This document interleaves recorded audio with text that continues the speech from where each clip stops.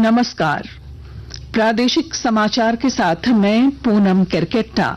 पहले मुख्य समाचार।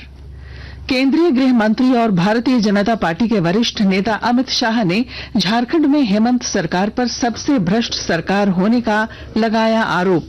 श्री शाह ने रांची में पार्टी कार्यकर्ताओं को संबोधित करते हुए कहा, घुसपैठ से झारखंड की बदल रही जनसांख्यिकी, राज्य सरकार भूमि जिहाद पर बिगाड़ रही जनसंख्या संतुलन। राष्ट्रीय परीक्षा एजेंसी ने सर्वोच्च न्यायालय के निर्देश पर शहर और केंद्रवार नीट यूजी परीक्षा का परिणाम वेबसाइट पर किया अपलोड।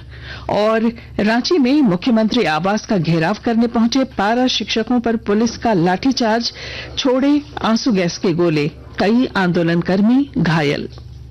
और अब समाचार विस्तार से। केंद्रीय गृह मंत्री और भारतीय जनता पार्टी के वरिष्ठ नेता अमित शाह ने झारखंड में हेमंत सोरेन सरकार पर देश की सबसे भ्रष्ट सरकार होने का आरोप लगाया है। श्री शाह ने रांची में झारखंड प्रदेश भाजपा कार्यसमिति की बैठक को संबोधित करते हुए कहा कि एक सांसद के आवास पर 300 करोड़ रुपए बरामद किए गए और झारखंड के एक मंत्री के पीए से 30 करोड़ रुपए जब्त किए गए। मैं आज झारखंड की जनता को बताने आया हूं, अगर देश भर में सबसे करप्ट अगर कोई सरकार है तो ये झारखंड मुक्ति मोर्चा की। एक सांसद के घर से 300 करोड़ मिलता है, एक मंत्री के पीए के घर से 30 करोड़ मिलता है। मैं पूछना चाहता हूं, ये पैसा किसका है? कांग्रेस पार्टी जवाब दे। और कांग्रेस पार्टी ये भ्रष्टाचारियों को लेकर आगे बढ़ती है, हेमंत सोरेन भी आगे। भाइयों बहनों, मैं कह कर जाता हूं, जिन मंत्री के पीए के घर से 30 करोड़ रुपया मिला, कांग्रेस पार्टी उसको फिर से टिकट देने वाली है। केंद्रीय गृह मंत्री और भारतीय जनता पार्टी के वरिष्ठ नेता अमित शाह ने कहा कि बांग्लादेश से घुसपैठ के कारण झारखंड की जनसांख्यिकी बदल रही है। उन्होंने कहा कि सोरेन सरकार घुसपैठ पर ध्यान न देकर इसे वोट बैंक मान रही है।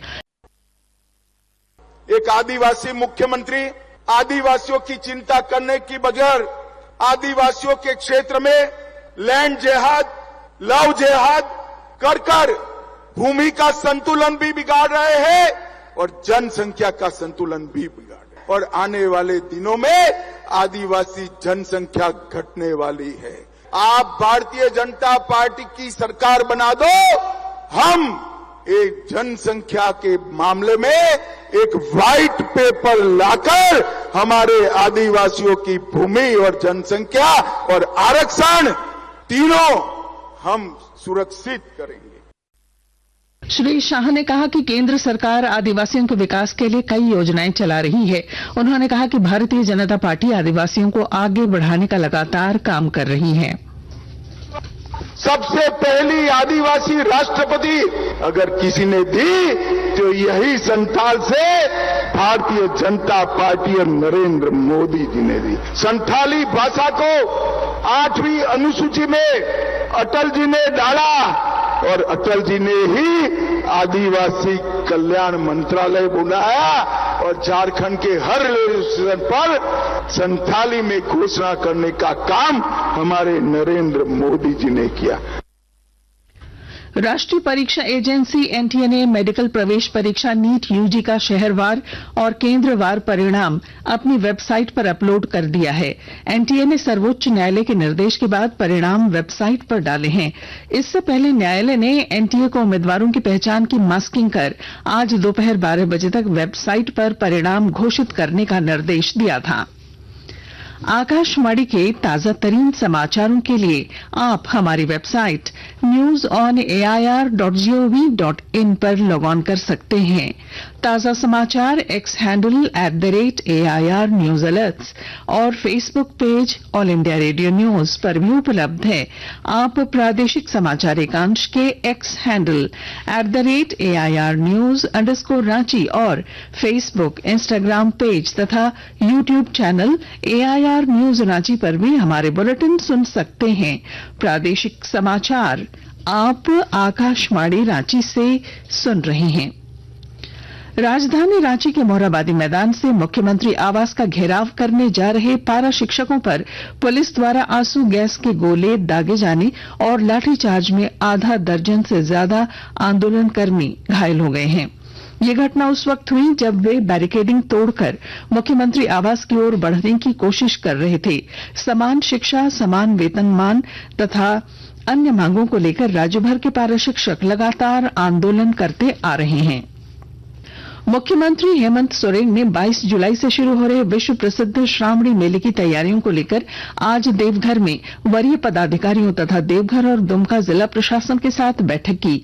इस मौके पर उन्होंने देवघर और बाबा बासुकीनाथ धाम में 1 महीने तक चलने वाले श्रावणी मेले में विधि व्यवस्था, बिजली, पानी और साफ सफाई का विशेष ध्यान रखने का निर्देश दिया।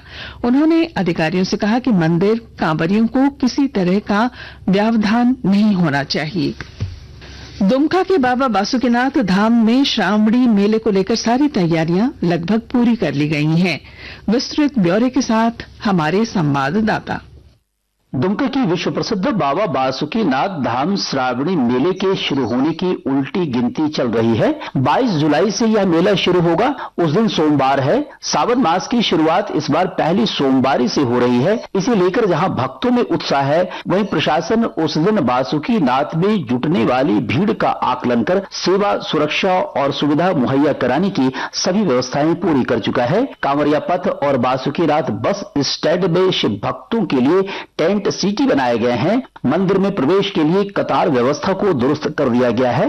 पूरी माह बाबा का स्पर्श पूजन बंद रहेगा। भक्त अर्घा के माध्यम से बाबा पर जल अर्पित कर सकेंगे। अस्थायी एवं चलंत चिकित्सा शिविर भक्तों की सेवा में लगे रहेंगे। आर की नीरद, आकाशवाणी समाचार, दुमका। चतरा जिले में आज बैक टू स्कूल अभियान कार्यक्रम में श्रम मंत्री सत्यानंद भोक्ता शामिल हुए।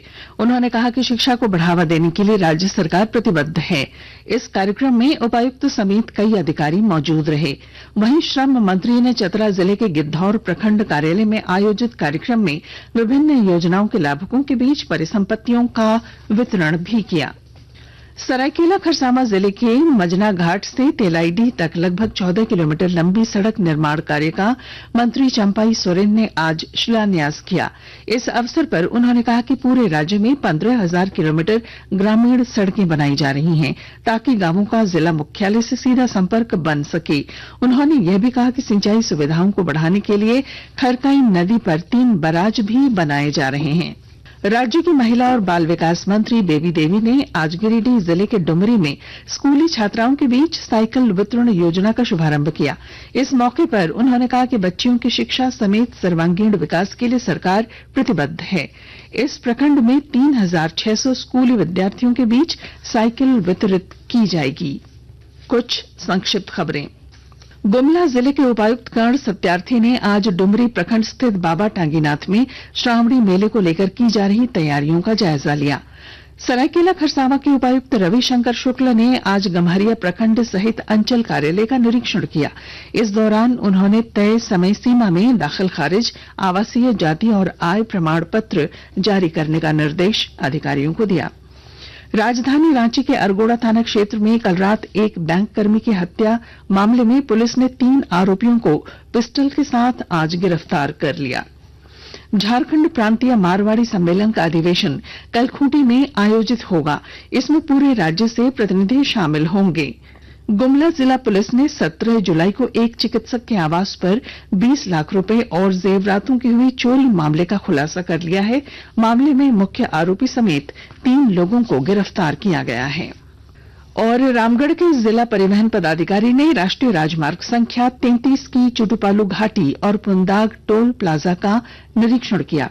उन्होंने चुटुपालू घाटी में सड़क दुर्घटनाओं को रोकने के सभी आवश्यक कदम उठाने के निर्देश दिए। और अब अंत में मुख्य समाचार। केंद्रीय गृह मंत्री और भारतीय जनता पार्टी के वरिष्ठ नेता अमित शाह ने झारखंड में हेमंत सरकार पर सबसे भ्रष्ट सरकार होने का लगाया आरोप। श्री शाह ने रांची में पार्टी कार्यकर्ताओं को संबोधित करते हुए कहा, घुसपैठ से झारखंड की बदल रही जनसांख्यिकी, राज्य सरकार भूमि जिहाद कर बिगाड़ रही जनसंख्या संतुलन। राष्ट्रीय परीक्षा एजेंसी ने सर्वोच्च न्यायालय के निर्देश पर शहर और केंद्रवार नीट यूजी परीक्षा का परिणाम वेबसाइट पर किया अपलोड। और रांची में मुख्यमंत्री आवास का घेराव करने पहुंचे पारा शिक्षकों पर पुलिस का लाठीचार्ज, छोड़े आंसू गैस के गोले, कई आंदोलनकर्मी घायल।